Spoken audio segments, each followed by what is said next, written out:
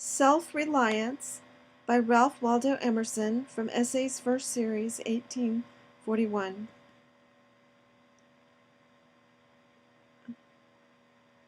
Man is his own star, and the soul that can render an honest and a perfect man. Commands all light, all influence, all fate. Nothing to him falls too early or too late. Our acts our angels are, or good or ill, are fatal shadows that walk by us still. That was from the epilogue to Beaumont and Fletcher's Honest Man's Fortune.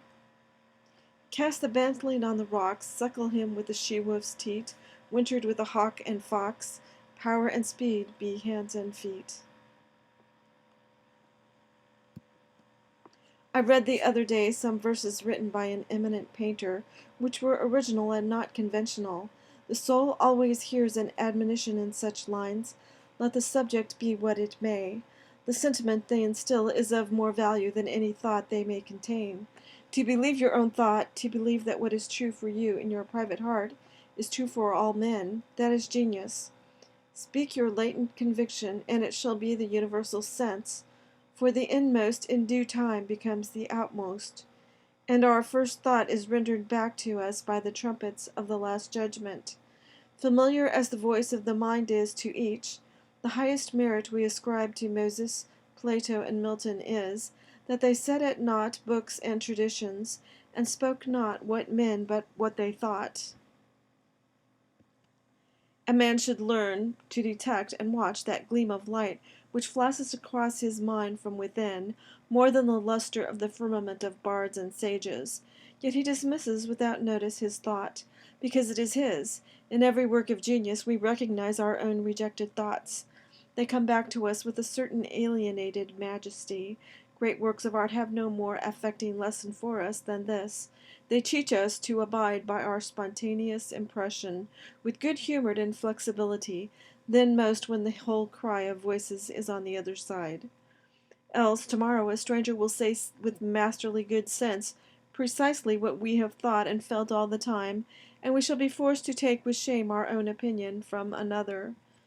There is a time in every man's education when he arrives at the conviction that envy is ignorance, that imitation is suicide, that he must take himself for better, for worse, as his portion, that though the wide universe is full of good, no kernel of nourishing corn can come to him, but through his toil bestowed on that plot of ground which is given him to till.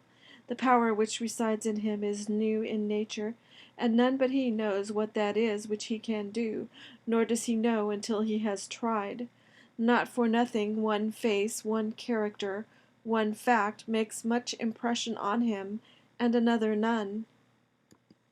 This sculpture in the memory is not without pre-established harmony. The eye was placed where one ray should fall, that it might testify of that particular ray. We but half express ourselves, and are ashamed of that divine idea which each of us represents. It may be safely trusted as proportionate, and of good issues, so it be faithfully imparted. But God will not have his work made manifest by cowards.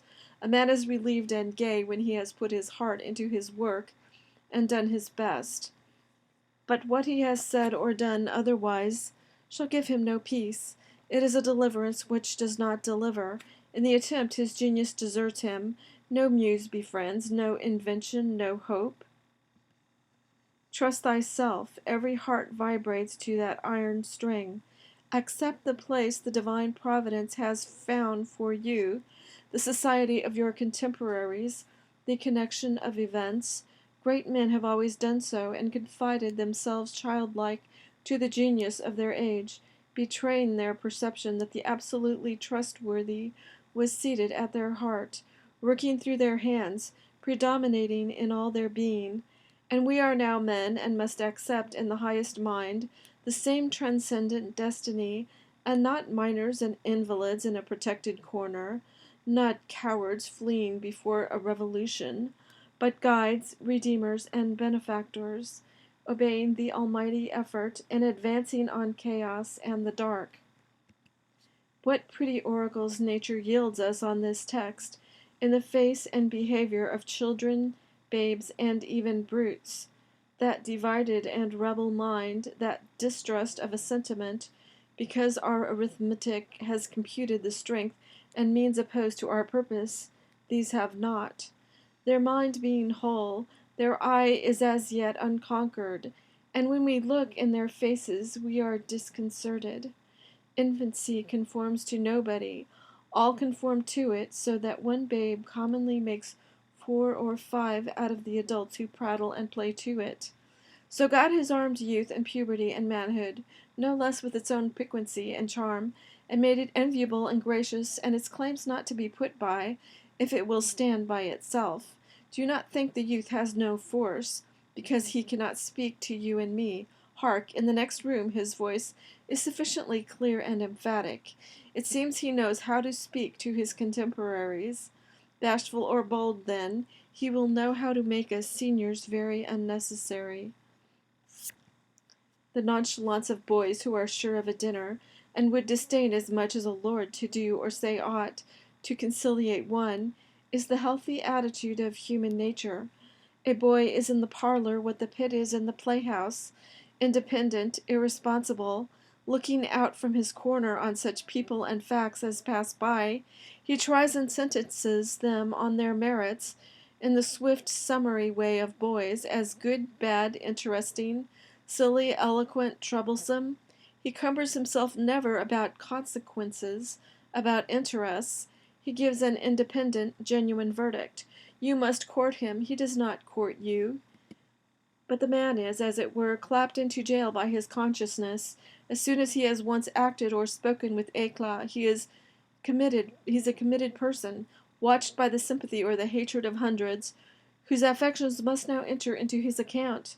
There is no lethe for this. Ah, that he could pass again into his neutrality.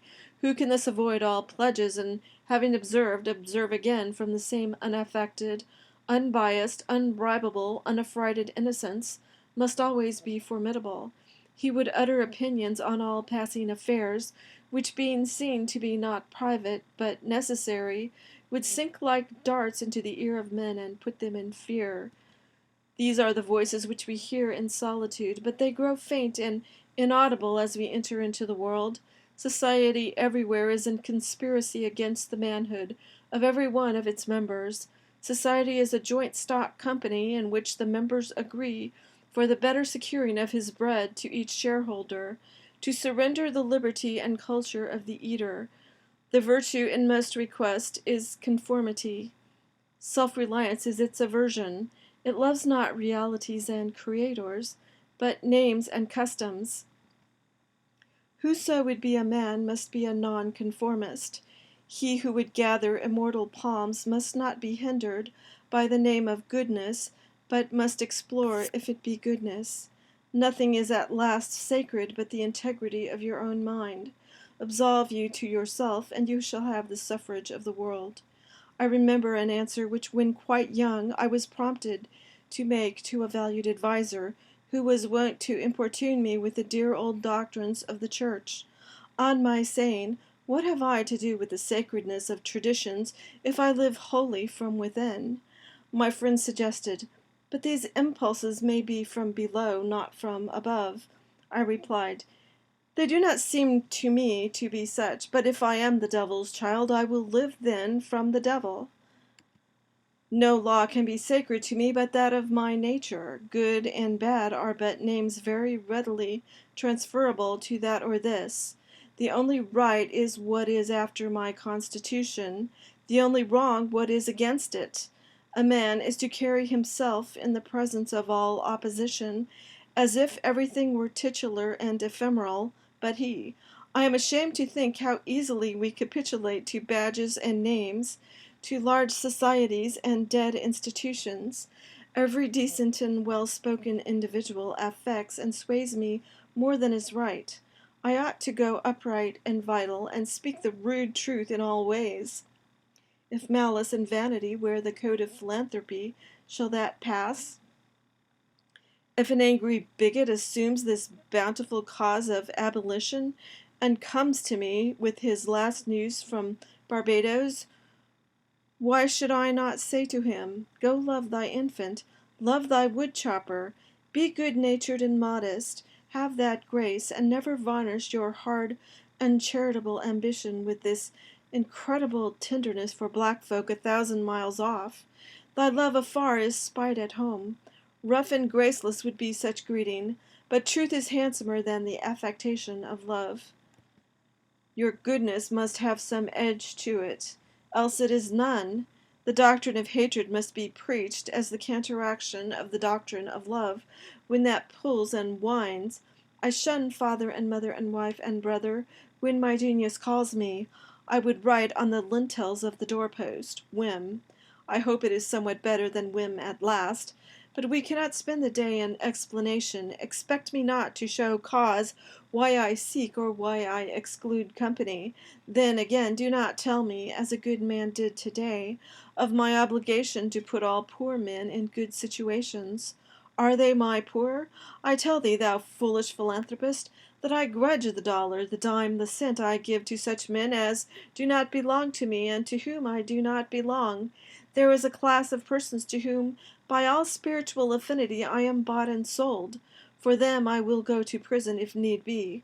But your miscellaneous popular charities, the education at college of fools, the building of meeting-houses to the vain end to which many now stand, alms to sots, and the thousandfold relief societies, though I confess with shame I sometimes succumb and give the dollar, it is a wicked dollar which by and by I shall have the manhood to withhold. Virtues are, in the popular estimate, rather the exception than the rule. There is the man and his virtues. Men do what is called a good action as some piece of courage or charity, much as they would pay a fine in expiation of daily non-appearance on parade. Their works are done as an apology or extenuation of their living in the world. As invalids and the insane pay a high board, their virtues are penances. I do not wish to expiate, but to live. My life is for itself, and not for a spectacle. I much prefer that it should be of a lower strain, so it be genuine and equal, than that it should be glittering and unsteady. I wish it to be sound and sweet, and not to need diet and bleeding.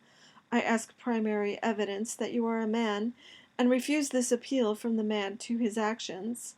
I know that for myself it makes no difference whether I do or forbear those actions which are reckoned excellent. I cannot consent to pay for a privilege where I have intrinsic right. Few and mean as my gifts may be, I actually am, and do not need, for my own assurance or the assurance of my fellows, any secondary testimony. What I must do is all that concerns me, not what the people think. This rule, equally arduous in actual and in intellectual life, may serve for the whole distinction between greatness and meanness. It is the harder because you will always find those who think they know what is your duty better than you know it. It is easy in the world to live after the world's opinion. It is easy in solitude to live after our own. But the great man is he who in the midst of the crowd keeps with perfect sweetness the independence of solitude. The objection to conforming to usages that have become dead to you is, that it scatters your force. It loses your time and blurs the impressions of your character. If you maintain a dead church, contribute to a dead Bible society, vote with a great party either for the government or against it, spread your table like base housekeepers. Under all these screens I have difficulty to detect the precise man you are, and of course so much force is withdrawn from your proper life. But do your work, and I shall know you. Do your work, and you shall reinforce yourself. A man must consider what a blind man's bluff is, this game of conformity. If I know your sect, I anticipate your argument. I hear a preacher announce for his text and topic the expediency of one of the institutions of his church. Do I not know beforehand that not possibly can he say a new and spontaneous word? Do I not know that, with all this ostentation of examining the grounds of the institution, he will do no such thing? Do I not know that he is pledged to himself not to look but at one side, the permitted side, not as a man, but as a parish minister? He is a retained attorney, and these airs of the bench are the emptiest affectation. Well, most men have bound their eyes with one or another handkerchief, and attached themselves to some one of these communities of opinion. This conformity makes them not false in a few particulars, authors of a few lies, but false in all particulars. Their every truth is not quite true. Their two is not the real two, their four not the real four, so that every word they say chagrins us, and we know not where to begin to set them right. Meantime, nature is not slow to equip us in the prison uniform of the party to which we adhere. We come to wear one cut of face and figure, and acquire by degrees the gentlest asinine expression. There is a mortifying experience in particular, which does not fail to wreak itself also in the general history. I mean the foolish face of praise, the forced smile which we put on in company where we do not feel at ease in answer to conversation which does not interest us. The muscles, not spontaneously moved, but moved by a low, usurping willfulness, grow tight about the outline of the face with the most disagreeable sensation. For nonconformity, the world whips you with its displeasure, and therefore a man must know how to estimate a sour face. The bystanders look askance on him in the public street or in the friend's parlor. If this aversation had its origin in contempt and resistance like his own, he might well go home with a sad countenance. But the sour faces of the multitude, like their sweet faces, have no deep cause, but are put on and off as the wind blows and a newspaper directs. Yet is the discontent of the multitude more formidable than that of the Senate and the college. It is easy enough for a firm man who knows the world to brook the rage of the cultivated classes. Their rage is decorous and prudent, for they are timid as being very vulnerable themselves. But when to their feminine rage the indignation of the people is added, when the ignorant and the poor are aroused, when the unintelligent brute force that lies at the bottom of society is made to growl and mow, it needs the habit of magnanimity and religion to treat it godlike as a trifle of no concernment. The other terror that scares us from self-trust is our consistency, a reverence for our past act or word, because the eyes of others have no other data for computing our orbit than our past acts, and we are loath to disappoint them. But why should you keep your head over your shoulder? Why drag about this corpse of your memory, lest you contradict somewhat you have stated in this or that public place? Suppose you should contradict yourself, what then? It seems to be a rule of wisdom never to rely on your memory alone, scarcely even in acts of pure memory, but to bring the past for judgment into the thousand-eyed present, and live ever in a new day. In your metaphysics you have denied personality to the deity, yet when the devout motions of the soul come, yield to them heart and life, though they should clothe God with shape and color. Leave your theory as Joseph his coat in the hand of the harlot, and flee. The foolish consistency is the hobgoblin of little minds, adored by little statesmen and philosophers and divines. With consistency a great soul has simply nothing to do. He may as well concern himself with his shadow on the wall. Speak what you think now in hard words, and tomorrow speak what tomorrow thinks in hard words again, though it contradict everything you said today. Ah, so you shall be sure to be misunderstood? Is it so bad, then, to be misunderstood? Pythagoras was misunderstood, and Socrates, and Jesus, and Luther, and Copernicus, and Galileo, and Newton, and every pure and wise spirit that ever took flesh. To be great is to be misunderstood. I suppose no man can violate his nature. All the sallies of his will are rounded in by the law of his being, as the inequalities of Andes and Himalaya are insignificant in the curve of this sphere, nor does it matter how you gauge and try him. A character is like an acrostic or Alexandrian stanza. Read it forward, backward, or across. It still spells the same thing. In this pleasing, contrite wood life which God allows me, let me record day by day my honest thought, without prospect or retrospect, and I cannot doubt it will be found symmetrical, though I mean it not and see it not. My book should smell of pines and resound with the hum of insects.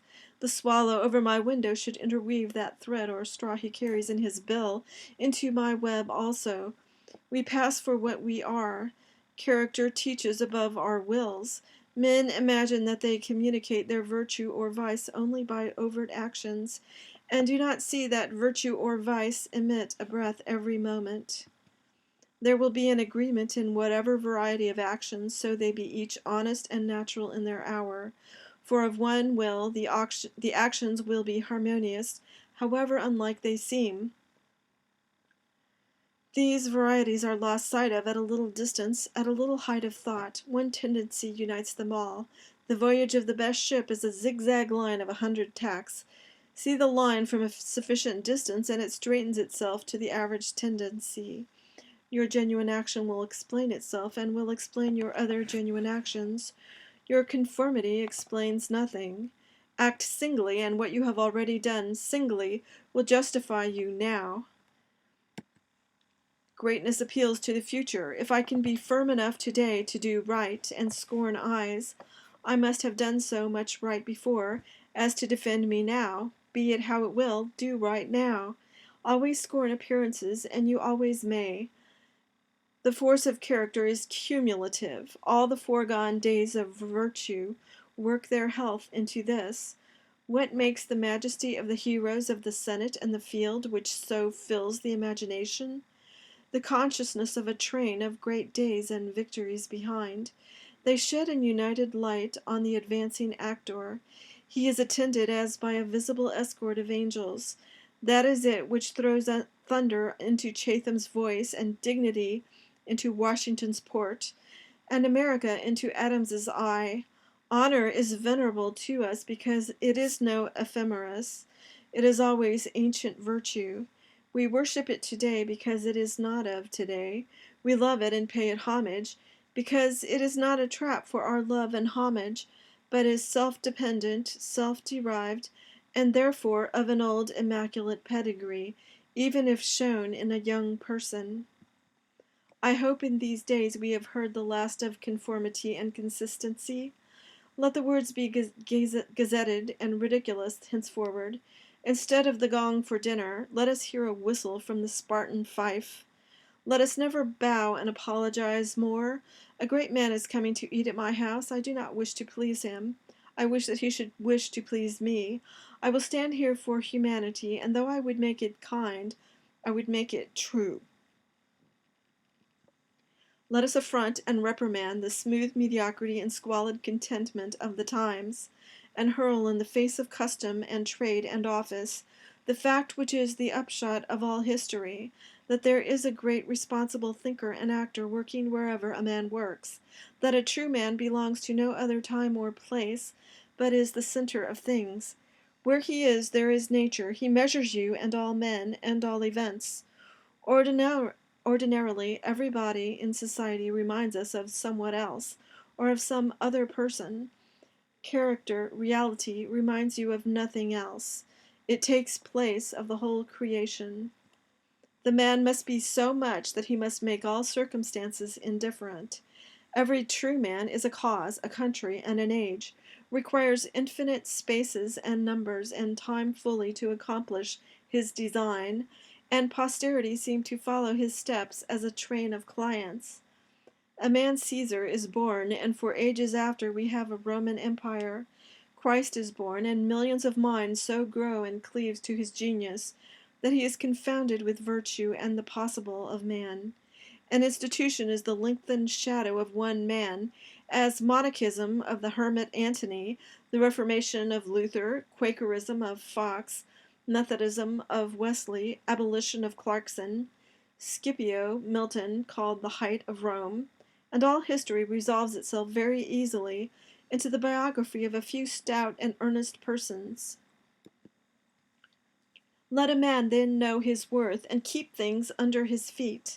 Let him not peep or steal or skulk up and down with the air of a charity boy, a bastard or an interloper in the world which exists for him. But the man in the street, finding no worth in himself which corresponds to the force which built a tower or sculptured a marble god, feels poor when he looks on these. To him a palace, a statue, or a costly book have an alien and forbidding air, much like a gay equipage, and seem to say like that, "Who are you, sir?" Yet they all are his, suitors for his notice, petitioners to his faculties that they will come out and take possession. The picture waits for my verdict. It is not to command me, but I am to settle its claims to praise. That popular fable of the sot who was picked up dead drunk in the street, carried to the Duke's house, washed and dressed and laid in the Duke's bed, and, on his waking, treated with all obsequious ceremony like the Duke, and assured that he had been insane, owes its popularity to the fact that it symbolizes so well the state of man, who is in the world a sort of sot, but now and then wakes up, exercises his reason, and finds himself a true prince. Our reading is mendicant and sycophantic. In history, our imagination plays us false. Kingdom and lordship, power and estate are a gaudier vocabulary than Private John and Edward in a small house and common day's work, but the things of life are the same to both. The sum total of both is the same. Why all this deference to Alfred and Scanderbeg and Gustavus? Suppose they were virtuous, did they wear out virtue? As great a stake depends on your private act today as followed their public and renowned steps. When private men shall act with original views, the luster will be transferred from the actions of kings to those of gentlemen. The world has been instructed by its kings, who have so magnetized the eyes of nations. It has been taught by this colossal symbol the mutual reverence that is due from man to man. The joyful loyalty with which men have everywhere suffered the king, the noble, or the great proprietor to walk among them, by a law of his own, make his own scale of men and things, and reverse theirs, pay for benefits not with money but with honor, and represent the law in his person, was the hieroglyphic by which they obscurely signified their consciousness of their own right and comeliness, the right of every man. The magnetism which all original action exerts is explained when we inquire the reason of self-trust. Who is the trustee? What is the aboriginal self on which a universal reliance may be grounded? What is the nature and power of that science-baffling star, without parallax, without calculable elements, which shoots a ray of beauty even into trivial and impure actions, if the least mark of independence appear? The inquiry leads us to that source, at once the essence of genius, of virtue, and of life, which we call spontaneity or instinct. We denote this primary wisdom as intuition, whilst all later teachings are tuitions. In that deep force, the last fact behind which analysis cannot go, all things find their common origin. For the sense of being which in calm hours rises, we know not how, in the soul, is not diverse from things, from space, from light, from time, from man, but one with them, and proceeds obviously from the same source whence their life and being also proceed. We first share the life by which things exist, and afterwards see them as appearances in nature, and forget that we have shared their cause. Here is the fountain of action and of thought. Here are the lungs of that inspiration which giveth man wisdom, and which cannot be denied without impiety and atheism. We lie in the lap of immense intelligence, which makes us receivers of its truth and organs of its activity. When we discern justice, when we discern truth, we do nothing of ourselves, but allow a passage to its beams. If we ask whence this comes, if we seek to pry into the soul that causes, all philosophy is at fault. Its presence or its absence is all we can affirm. Every man discriminates between the voluntary acts of his mind and his involuntary perceptions, and knows that to his involuntary perceptions a perfect faith is due. He may err in the expression of them, but he knows that these things are so, like day and night, not to be disputed. My wilful actions and acquisitions are but roving. The idlest reverie, the faintest native emotion, command my curiosity and respect. Thoughtless people contradict as readily the statement of perceptions as of opinions, or rather much more readily. For they do not distinguish between perception and notion.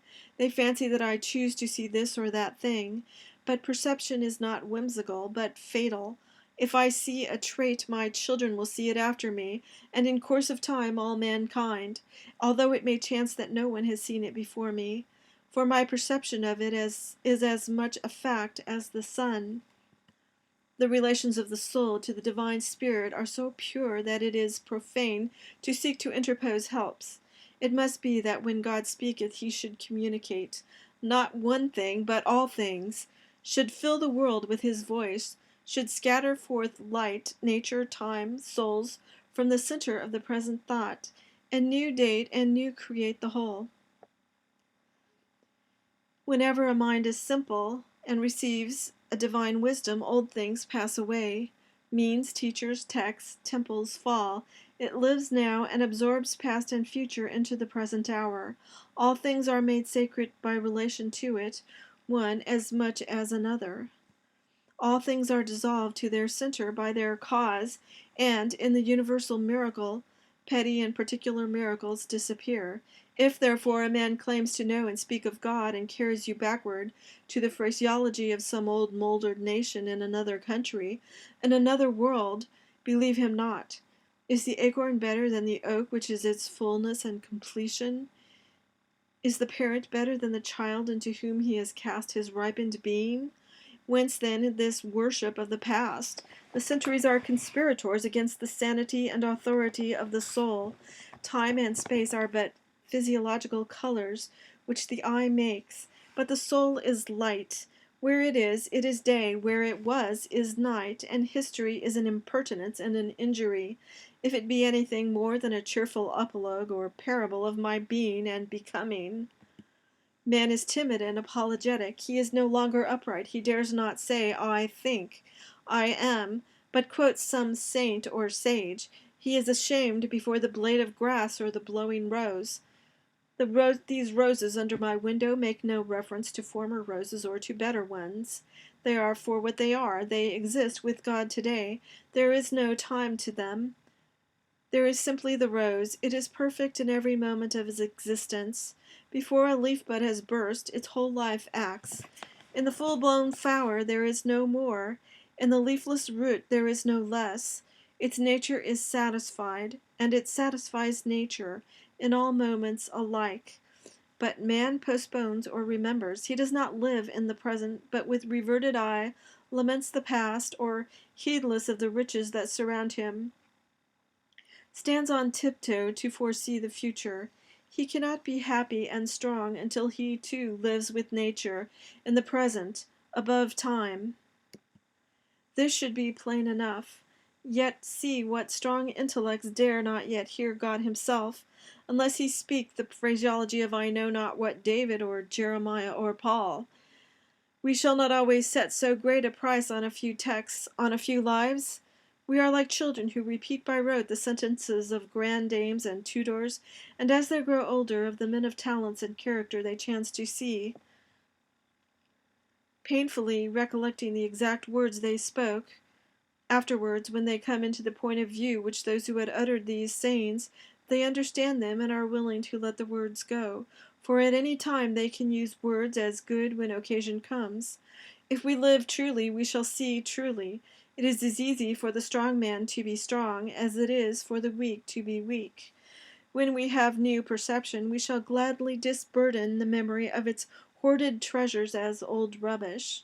When a man lives with God, his voice shall be as sweet as the murmur of the brook and the rustle of the corn. And now at last the highest truth on this subject remains unsaid. Probably cannot be said, for all that we say is the far-off remembering of the intuition. That thought, by what I can now nearest approach to say it, is this: when good is near you, when you have life in yourself, it is not by any known or accustomed way. You shall not discern the footprints of any other. You shall not see the face of man. You shall not hear any name. The way, the thought, the good, shall be wholly strange and new. It shall exclude example and experience. You take the way from man, not to man. All persons that ever existed are its forgotten ministers. Fear and hope are alike beneath it. There is somewhat low even in hope. In the hour of vision there is nothing that can be called gratitude, nor properly joy. There is the soul raised over passion, beholds identity and eternal causation, perceives the self-existence of truth and right, and calms itself with knowing that all things go well. Vast spaces of nature, the Atlantic Ocean, the South Sea, long intervals of time, years, century, are of no account. This which I think and feel underlay every former state of life and circumstances, as it does underlie my present, and what is called life and what is called death. Life only avails, not having lived. Power ceases in the instant of repose. It resides in the moment of transition from a past to a new state, in the shooting of the gulf, in the darting to an aim. This one fact the world hates, that the soul becomes, for that forever degrades the past, turns all riches to poverty, all reputation to a shame, confounds the saint with the rogue, shoves Jesus and Judas equally aside. Why then do we prate of self-reliance? Inasmuch as the soul is present, there will be power not confident, but agent. To talk of reliance is a poor external way of speaking. Speak rather of that which relies, because it works and is. Who has more obedience than I masters me, though he should not raise his finger? Round him I must revolve by the gravitation of spirits. We fancy it rhetoric when we speak of eminent virtue. We do not yet see that virtue is height, and that a man or a company of men, plastic and permeable to principles, by the law of nature must overpower and ride all cities, nations, kings, rich men, poets, who are not. This is the ultimate fact which we so quickly reach on this, as on every topic. The resolution of all into the ever-blessed One. Self-existence is the attribute of the Supreme Cause, and it constitutes the measure of good by the degree in which it enters into all lower forms. All things real are so by so much virtue as they contain. Commerce, husbandry, hunting, whaling, war, eloquence, personal weight, are somewhat, and engage my respect, as examples of its presence and impure action. I see the same law working in nature for conservation and growth. Power is in nature the essential measure of right. Nature suffers nothing to remain in her kingdoms which cannot help itself.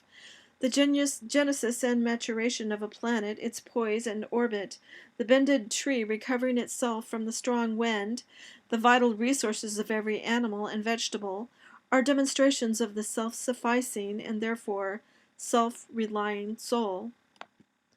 Thus all concentrates. Let us not rove, let us sit at home with the cause. Let us stun and astonish the intruding rabble of men and books and institutions by a simple declaration of the divine fact. Bid the invaders take the shoes from off their feet, for God is here within. Let our simplicity judge them, and our docility to our own law demonstrate the poverty of nature and fortune beside our native riches. But now we are a mob. Man does not stand in awe of man, nor is his genius admonished to stay at home, to put itself in communication with the internal ocean, but it goes abroad to beg a cup of water of the urns of other men. We must go alone.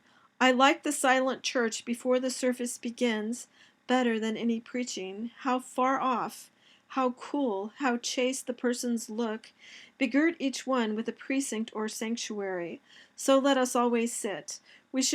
Why should we assume the faults of our friend or wife or father or child because they sit around our hearth or are said to have the same blood? All men have my blood, and I have all men's. Not for that will I adopt their petulance or folly, even to the extent of being ashamed of it. But your isolation must not be mechanical, but spiritual. That is, must be elevation. At times the whole world seems to be in conspiracy to importune you with emphatic trifles. Friend, client, child, sickness, fear, want, charity, all knock at once at thy closet door and say, Come out unto us. But keep thy state, come not into their confusion. The power men possess to annoy me, I give them by a weak curiosity. No man can come near me but through my act. What we love, that we have, but by desire we bereave ourselves of the love. If we cannot at once rise to the sanctities of obedience and faith, let us at least resist our temptations. Let us enter into the state of war and wake Thor and Woden, courage and constancy in our Saxon breasts. This is to be done in our smooth times by speaking the truth. Check this lying hospitality and lying affection. Live no longer to the expectation of these deceived and deceiving people with whom we converse. Say to them, O father, O mother, O wife, O brother, O friend, I have lived with you after appearances hitherto. Henceforward I am the true's. Be it known unto you that henceforward I obey no law less than the eternal law. I will have no covenants but proximities. I shall endeavor to nourish my parents, to support my family, to be the chaste husband of one wife. But these relations I must fill after a new and unprecedented way. I appeal from your customs. I must be myself. I cannot break myself any longer for you or you. If you can love me for what I am, we shall be the happier. If you cannot, I will still seek to deserve that you should. I will not hide my tastes or aversions. I will so trust that what is deep is holy, that I will do strongly before the sun and moon whatever inly rejoices me and the heart appoints. If you are noble, I will love you. If you are not, I will not hurt you and myself by hypocritical attentions. If you are true, but not in the same truth with me, cleave to your companions. I will seek my own. I do this not selfishly, but humbly and truly. It is alike your interest and mine and all men's, however long we have dwelt in lies, to live in truth. Does this sound harsh today? You will soon love what is dictated by your nature as well as mine, and, if we follow the truth, it will bring us out safe at last. But so you may give these friends pain. Yes, but I cannot sell my liberty and my power to save their sensibility. Besides, all persons have their moments of reason when they look out into the region of absolute truth. Then will they justify me and do the same thing. The populace think that your rejection of popular standards is a rejection of all standard and mere antinomianism, and the bold sensualist will use the name of philosophy to gild his crimes. But the law of consciousness abides. There are two confessionals, in one or the other of which we must be shriven. You may fulfill your round of duties by clearing yourself in the direct or in the reflex way. Consider whether you have satisfied your relations to father, mother, cousin, neighbor, town, cat, and dog, whether any of these can upbraid you. But I may also neglect this reflex standard, and absolve me to myself. I have my own stern claims and perfect circle. It denies the name of duty to many offices that are called duties, but if I can discharge its debts, it enables me to dispense with the popular code. If any one imagines that this law is lax, let him keep its commandment one day. And truly it demands something godlike in him who has cast off the common motives of humanity, and has ventured to trust himself for a taskmaster. High be his heart, faithful his will, clear his sight, that he may in good earnest be doctrine, society, law to himself, that a simple purpose may be to him as strong as our necessity is to others. If any man consider the present aspects of what is called by distinction society, he will see the need of these ethics. The sinew and heart of man seem to be drawn out, and we are become timorous, desponding whimperers. We are afraid of truth, afraid of fortune, afraid of death, and afraid of each other. Our age yields no great and perfect persons. We want men and women who shall renovate life and our social state. But we see that most natures are insolvent, cannot satisfy their own wants, have an ambition out of all proportion to their practical force, and do lean and beg day and night continually. Our housekeeping is mendicant, our arts, our occupations, our marriages, our religion, we have not chosen, but society has chosen for us. We are parlor soldiers. We shun the rugged battle of fate where strength is born. If our young men miscarry in their first enterprises, they lose all heart. If the young merchant fails, men say he is ruined. If the finest genius studies at one of our colleges, and is not installed in an office within 1 year afterwards in the cities or suburbs of Boston or New York, it seems to his friends and to himself that he is right in being disheartened, and in complaining the rest of his life. A sturdy lad from New Hampshire or Vermont, who in turn tries all the professions, who teams it, farms it, peddles, keeps a school, preaches, edits a newspaper, goes to Congress, buys a township, and so forth, in successive years, and always, like a cat, falls on his feet, is worth 100 of these city dolls. He walks abreast with his days, and feels no shame in not studying a profession, for he does not postpone his life, but lives already. He has not one chance, but 100 chances. Let a Stoic open the resources of men and tell men they are not leaning willows, but can and must detach themselves, that with the exercise of self-trust new powers shall appear, that a man is the Word made flesh, born to shed healing to the nations, that he should be ashamed of our compassion, and that the moment he acts from himself, tossing the laws, the books, idolatries, and customs out of the window, we pity him no more, but think and revere him, and that teacher shall restore the life of man to splendor and make his name dear to all history.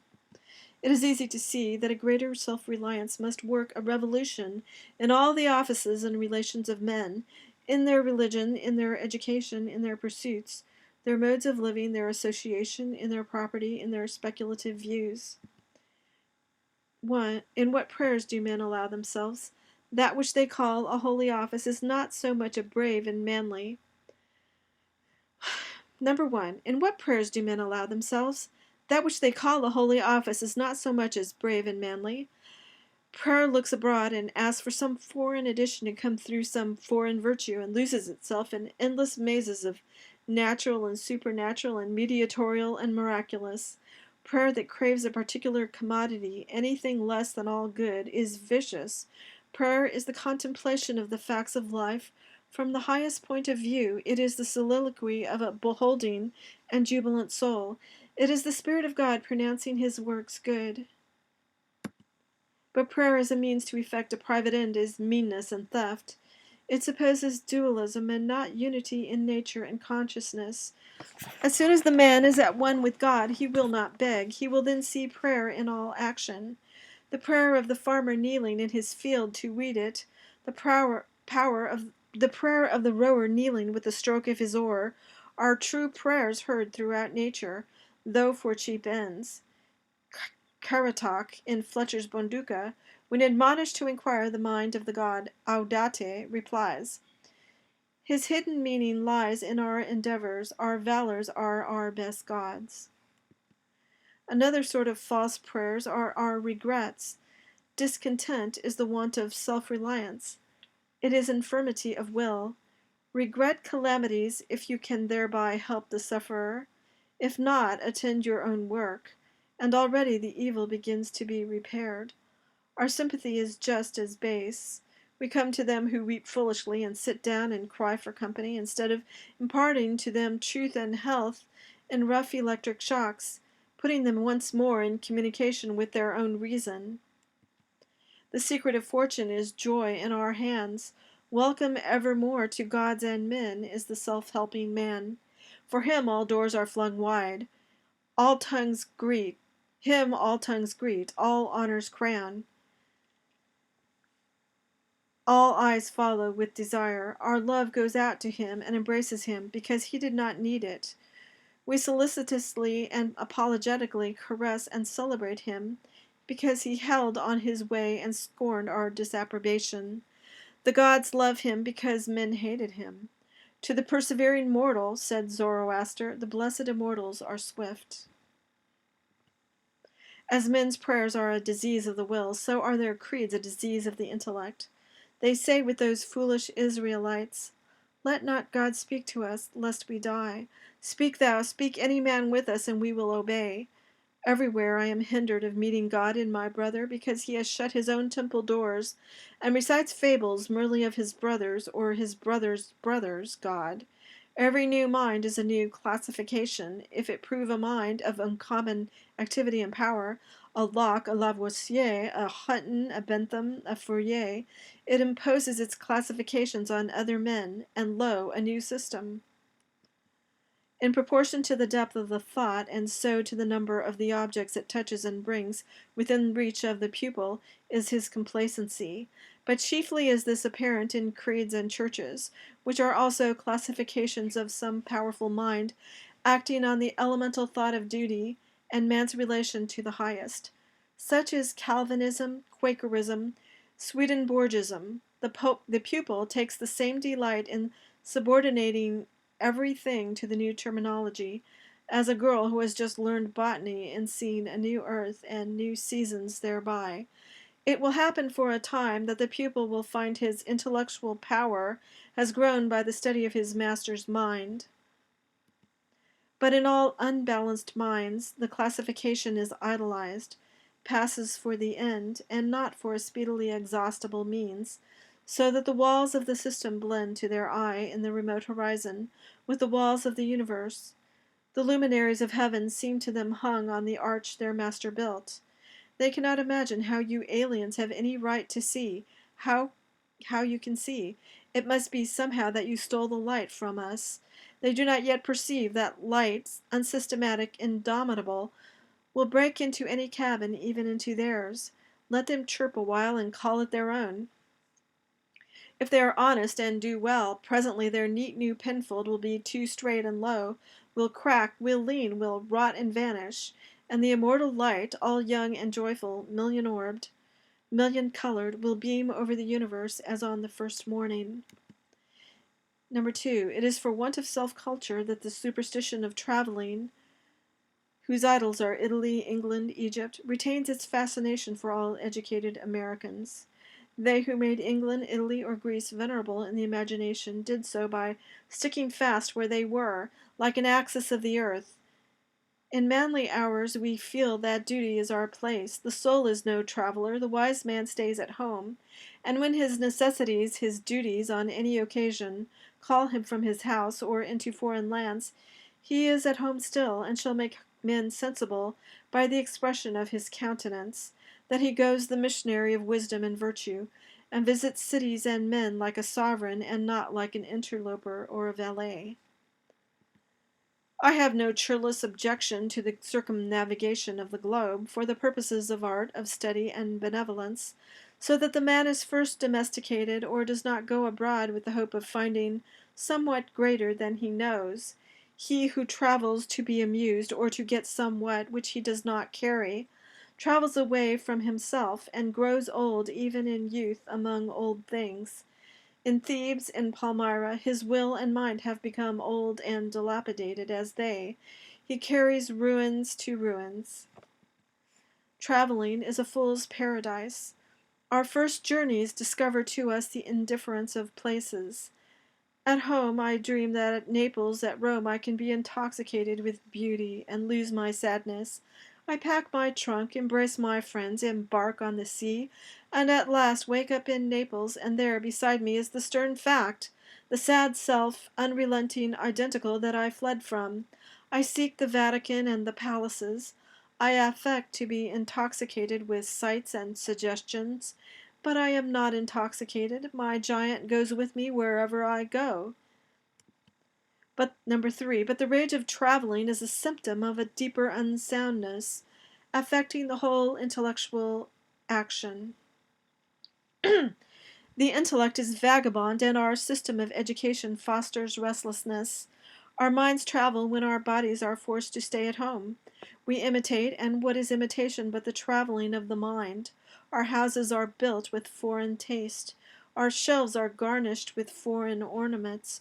Our opinions, our tastes, our faculties lean and follow the past and the distant. The soul created the arts wherever they have flourished. It was in his own mind that the artist sought his model. It was an application of his own thought to the thing to be done and the conditions to be observed. And why need we copy the Doric or the Gothic model? Beauty, convenience, grandeur of thought, and quaint expression are as near to us as to any, and if the American artist will study with hope and love the precise thing to be done by him, considering the climate, the soil, the length of the day, the wants of the people, the habit and form of the government, he will create a house in which all these will find themselves fitted, and taste and sentiment will be satisfied also. Insist on yourself. Never imitate. Your own gift you can present every moment with the cumulative force of a whole life's cultivation, but of the adopted talent of another you have only an extemporaneous half-possession. That which each can do best, none but his Maker can teach him. No man yet knows what it is, nor can, till that person has exhibited it. Where is the master who could have taught Shakespeare? Where is the master who could have instructed Franklin, or Washington, or Bacon, or Newton? Every great man is a unique. The Scipianism of Scipio is precisely that part he could not borrow. Shakespeare will never be made by the study of Shakespeare. Do that which is assigned you, and you cannot hope too much or dare too much. There is at this moment for you an utterance brave and grand as that of the colossal chisel of Phidias, or trowel of the Egyptians, or the pen of Moses or Dante, but different from all these. Not possibly will the soul, all rich, all eloquent, with thousand-cloven tongue, deign to repeat itself, but if you can hear what these patriarchs say, surely you can reply to them in the same pitch of voice, for the ear and the tongue are two organs of one nature. Abide in the simple and noble regions of thy life. Obey thy heart, and thou shalt reproduce the foreworld again.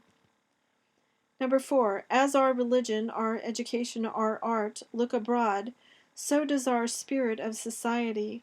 All men plume themselves on the improvement of society, and no man improves. Society never advances. It recedes as fast on one side as it gains on the other. It undergoes continual changes. It is barbarous. It is civilized. It is Christianized. It is rich. It is scientific. But this change is not amelioration. For everything that is given, something is taken. Society acquires new arts and loses old instincts. What a contrast between the well-clad, reading, writing, thinking American, with a watch, a pencil, and a bill of exchange in his pocket, and the naked New Zealander whose property is a club, a spear, a mat, and an undivided 20th of a shed to sleep under. But compare the health of the two men, and you shall see that the white man has lost his aboriginal strength. If the traveler tells us truly, strike the savage with a broad axe, and in a day or two the flesh shall unite and heal as if you struck the blow into soft pitch, and the same blow shall send the white to his grave. The civilized man has built a coach, but has lost the use of his feet.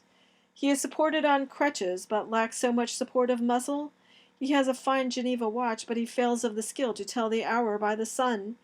A Greenwich nautical almanac he has, and so being sure of the information when he wants it, the man in the street does not know a star in the sky. The solstice he does not observe, the equinox he knows as little, and the whole bright calendar of the year is without a dial in his mind. His notebooks impair his memory, his libraries overload his wit. The insurance office increases the number of accidents, and it may be a question whether machinery does not encumber, whether we have not lost by refinement some energy, by a Christianity entrenched in establishments and forms, some vigor of wild virtue. For every Stoic was a Stoic, but in Christendom, where is the Christian? There is no more deviation in the moral standard than in the standard of height or bulk. No greater men are now than ever were.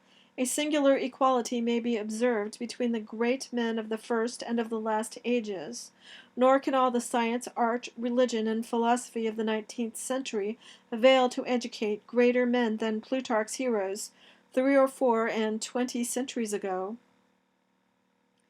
Not in time is the race progressive. Phocion, Socrates, Anaxagoras, Diogenes are great men, but they leave no class. He who is really of their class will not be called by their name, but will be his own man, and in his turn the founder of a sect. The arts and inventions of each period are only its costume, and do not invigorate men. The harm of the improved machinery may compensate its good, Hudson and Bering accomplished so much in their fishing boats as to astonish Perry and Franklin, whose equipment exhausted the resources of science and art. Galileo, with an opera glass, discovered a more splendid series of celestial phenomena than anyone since. Columbus found the New World in an undecked boat. It is curious to see the periodical disuse and perishing of means and machinery, which were introduced with loud laudation a few years or centuries before. The great genius returns to essential man. We reckoned the improvements of the art of war among the triumphs of science, and yet Napoleon conquered Europe by the bivouac, which consisted of falling back on naked valor and disencumbering it of all aids. The emperor held it impossible to make a perfect army, says Las Casas, without abolishing our arms, magazines, commissaries, and carriages, until, in imitation of the Roman custom, the soldier should receive his supply of corn, grind it in his hand mill, and bake his bread himself. Society is a wave. The wave moves onward, but the water of which it is composed does not. The same particle does not rise from the valley to the ridge. Its unity is only phenomenal. The persons who make up a nation today, next year die, and their experience with them. And so the reliance on property, including the reliance on governments which protect it, is the want of self-reliance. Men have looked away from themselves and at things so long that they have come to esteem the religious, learned, and civil institutions as guards of property, and they deprecate assaults on these because they feel them to be assaults on property. They measure their esteem of each other by what each has, and not by what each is. But a cultivated man becomes ashamed of his property out of new respect for his nature. Especially he hates what he has if he see that it is accidental, came to him by inheritance or gift or crime. Then he feels that it is not having, it does not belong to him, has no root in him, and merely lies there because no revolution or no robber takes it away. But that which a man is does always by necessity acquire, and what the man acquires is living property, which does not wait the beck of rulers or mobs or revolutions or fire or storm or bankruptcies, but perpetually renews itself wherever the man breathes. Thy lot or portion of life, said the Caliph Ali, is seeking after thee, therefore be at rest from seeking after it. Our dependence on these foreign goods leads us to our slavish respect for numbers. The political parties meet in numerous conventions. The greater the concourse, and with each new uproar of announcement, the delegation from Essex, the Democrats from New Hampshire, the Whigs of Maine, the young patriot feels himself stronger than before by a new thousand of eyes and arms. In like manner, the reformers summon conventions and vote and resolve in multitude. Not so, O friends. Will the God deign to enter and inhabit you, but by a method precisely the reverse? It is only as a man puts off all foreign support and stands alone that I see him to be strong and to prevail. He is weaker by every recruit to his banner. Is not a man better than a town? Ask nothing of men, and in the endless mutation, thou only firm column must presently appear the upholder of all that surrounds thee. He who knows that power is inborn, that he is weak because he is looked for good out of him and elsewhere, and so perceiving throws himself unhesitatingly on his thought, instantly rights himself, stands in the erect position, commands his limbs, works miracles, just as a man who stands on his feet is stronger than a man who stands on his head. So use all that is called fortune. Most men gamble with her, and gain all, and lose all, as her wheel rolls. But do thou leave as unlawful these winnings, and deal with cause and effect. The chancellors of God, in the will work and acquire, and thou hast chained the wheel of chance, and shalt sit hereafter out of fear from her rotations. A political victory, a rise of rents, the recovery of your sick, or the return of your absent friend, or some other favorable event raises your spirits, and you think good days are preparing for you. Do not believe it. Nothing can bring you peace but yourself. Nothing can bring you peace but the triumph of principles.